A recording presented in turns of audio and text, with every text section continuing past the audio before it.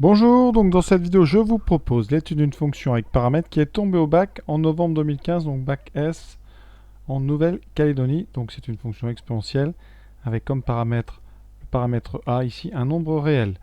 Donc question, on vous demande de montrer que cette fonction f de A possède un minimum quel que soit le réel A. Et ensuite, deuxième question, est-ce qu'il existe une valeur pour laquelle ce minimum est le plus petit possible?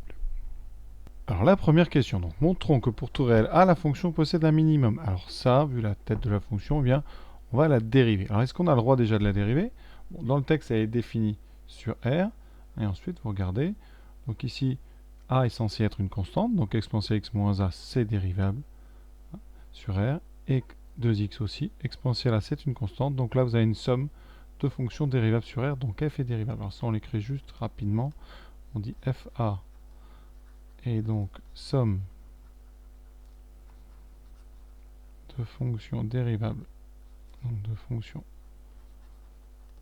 dérivables sur R.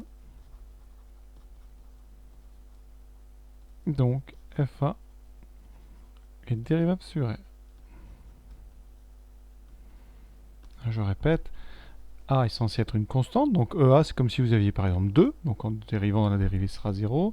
Moins 2x c'est une fonction affine, ça se dérive. Exponentielle x moins A c'est comme si vous aviez exponentielle x moins 2. Donc c'est exponentielle u avec un u qui est affine, donc aucun problème de dérivation. Donc on va tout de suite faire les calculs. Donc quelle est cette dérivée? Alors, la partie difficile à dériver c'est exponentielle x moins a, donc c'est un exponentielle u. Alors je vais faire ça à droite. C'est exponentielle u. On sait que c'est u' e de u. Alors avec ici u de x qui est x moins a. Donc comme on dérive par rapport à x, u', ça sera donc 1. Le moins a en dérivant donne 0. Donc u' c'est 1. Vous obtenez donc une fois exponentielle u de x, donc x moins a. Moins 2x c'est affine, on garde le coefficient directeur moins 2. Exponentielle a, ça va faire 0, attention. Hein. Et a, je répète, est censé être constant. C'est comme si vous aviez un 2 ou un 3, donc en dérivant ça donne 0. Il reste donc exponentielle x moins a moins 2. Pour savoir si, pour montrer qu'il y a un minimum, hein, l'idéal évidemment, ça serait que la fonction, vous voyez, elle soit décroissante, croissante, comme ça vous auriez un minimum ici. Là, évidemment, il va falloir étudier donc le signe bien, de f', donc il va falloir trouver si f' est négative puis positive. Donc on va faire résoudre l'inéquation f' de ax négatif ou f' de ax positif. Alors, comme souvent on résout strictement positif puis on déduira les autres hein, sans en faire trop. Donc ça fait exponentielle x moins a moins 2 strictement positif. Voilà, ça fait exponentielle x moins a strictement plus grand que 2. Et là, eh bien, il faut enlever exponentielle. Donc on va composer des deux côtés par ln qui va conserver l'ordre.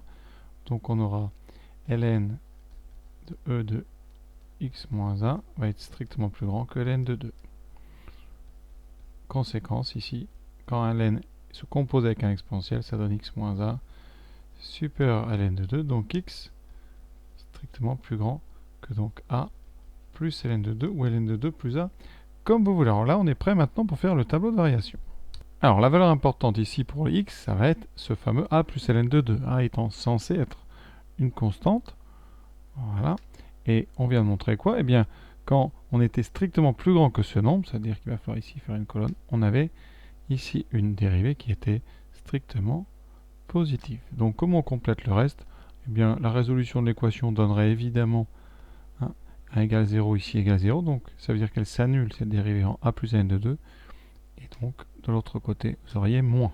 Ça veut dire que votre fonction f de a, eh bien les valeurs vont d'abord être décroissantes, puis croissante. Vous voyez, on a donc ici un minimum.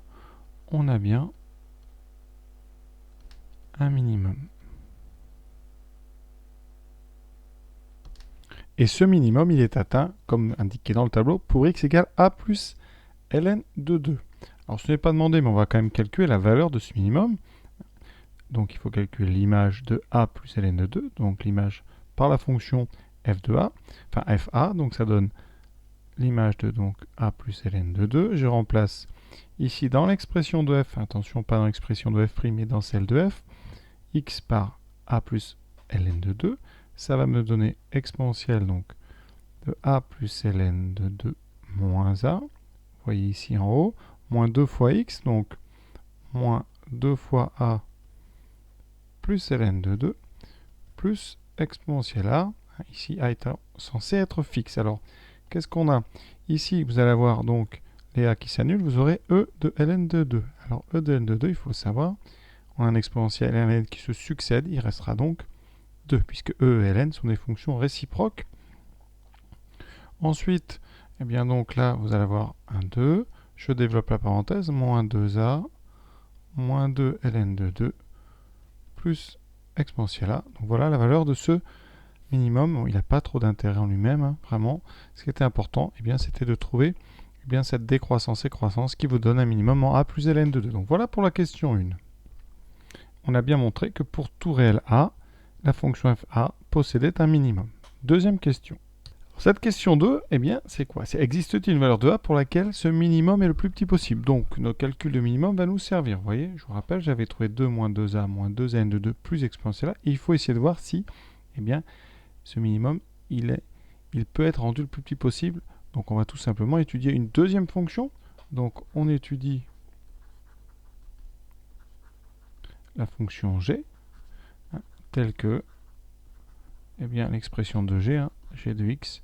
Alors ici, vous pouvez être g de x ou g de a. Alors, on va plutôt laisser a pour pas trop vous embrouiller. On va étudier la fonction de variable a, donc de moins 2a, moins 2 ln de 2, plus ea. Alors, ça reviendra au même d'étudier g de x. Il faut vous habituer à changer de lettre. Donc là, on va bien faire une étude. Ici, a appartenant à r, donc on va faire une étude sur r de cette fonction. Alors, pour étudier une fonction, on va la dériver. Alors g, c'est une somme de fonctions dérivables.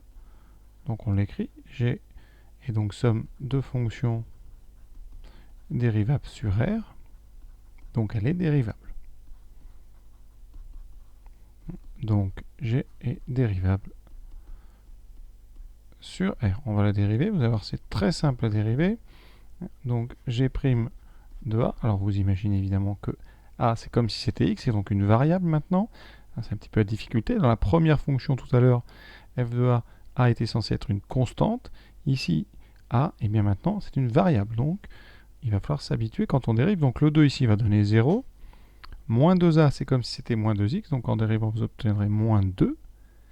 Moins 2n de 2, c'est une constante. Ça donnera 0. Et exponentielle a, eh bien, sa dérivée par rapport à a, ça sera exponentielle a, puisque vous savez, eh bien, qu'exponentielle, donc x, si vous dérivez, alors c'est pas comme ça qu'on doit le noter normalement, sa dérivée, c'est exponentielle x. La dérivée de exponentielle, il faudrait plutôt d'ailleurs noter exponentielle prime égale exponentielle sans mettre la variable.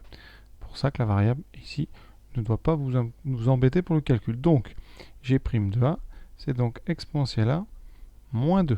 On va donc faire comme tout à l'heure, résoudre l'inégalité. Alors, vous n'avez pas résoudre égal à 0, parce que égal 0, ça vous permettra de ne mettre que les 0. On va résoudre comme d'habitude, l'inégalité strictement positive ici, donc exponentielle a moins 2, strictement positif. Ça va vous donner exponentielle a, donc strictement supérieur à 2, et en passant au logarithme, eh bien on aura donc ln de ea, c'est-à-dire a plus grand que ln de 2. La fonction ln est strictement croissante, elle va conserver les inégalités ici strictes, donc conséquence, eh bien ça vous permet de dire quoi? Eh bien quand on va faire notre tableau de variation, de cette fonction g de a. Donc on est a, il va décrire r, donc on va de moins l'infini à plus l'infini. Ici, vous aurez g' de a. Et ici, vous aurez les variations de g de a. Donc c'est un tableau avec comme variable a. D'accord? Ici, on a déduit qu'on mettait le plus quand a était plus grand que ln de 2. Donc si vous aviez, c'est presque sous-entendu, alors normalement pour être très rigoureux, il faudrait résoudre égal à 0. En résolvant, vous auriez directement, en faisant les mêmes opérations, a égale ln de 2. Donc, eh bien ici, en ln de 2, votre fonction g' va s'annuler. Elle sera positive ici pour a plus grand que ln de 2, donc un plus de ce côté, et donc un moins avant. Conséquence, votre fonction g, elle va être décroissante, puis croissante. Alors, dans la pratique sur une copie, vous ne ferez que la résolution de l'inégalité strictement positif qui vous permet de mettre les plus.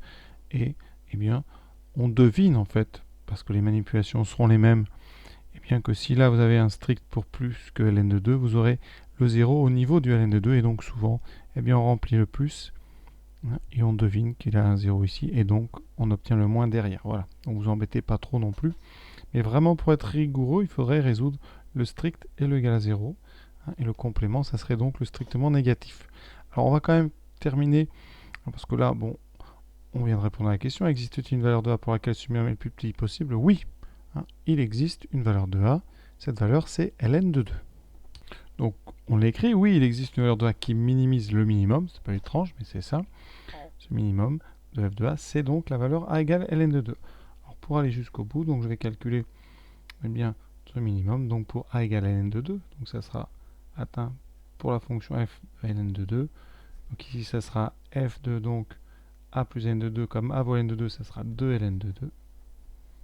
Et on va donc remplacer ici A par ln de 2. Ça fait 2 moins 2 fois ln de 2 moins 2 ln de 2 plus E de A, donc E de ln de 2. Alors qu'est-ce qu'on a dit? Eh bien ici, donc on a 2, moins 2 n de 2, moins 2 n de 2, ça fait moins 4 ln de 2. Et E de n de 2, on l'a déjà dit tout à l'heure, ça fait 2. Il vous reste donc 4 moins 4 ln de 2. Voilà, c'est terminé, on va factoriser. Ça fait 4 fois 1 moins ln de 2. Donc voilà, cet exercice terminé. Alors c'est un exercice que je trouve assez intéressant pour deux raisons. D'abord, on a une étude de fonction qui n'est pas inutile et pas si simple que ça. Et ensuite, la question 2, eh bien, la variable au départ, la lettre A au départ qui était une constante dans la question 1 devient une variable dans la question 2. Donc ça, c'est assez intéressant à travailler. Et voilà pourquoi j'avais trouvé que cet exercice était assez sympathique. Voilà, j'espère que ça vous a plu. À très bientôt. Voilà, et petit bonus pour ceux qui sont encore là. Eh bien, ici, comment transformer ça, même si ce n'est pas demandé. 1, vous savez que c'est ln de E, ce fameux nombre E. Vous avez donc 4 fois ln de moins ln de 2, qu'on peut écrire grâce aux propriétés du logarithme, ln de E sur 2. Le logarithme d'une soustraction, c'est le logarithme du quotient.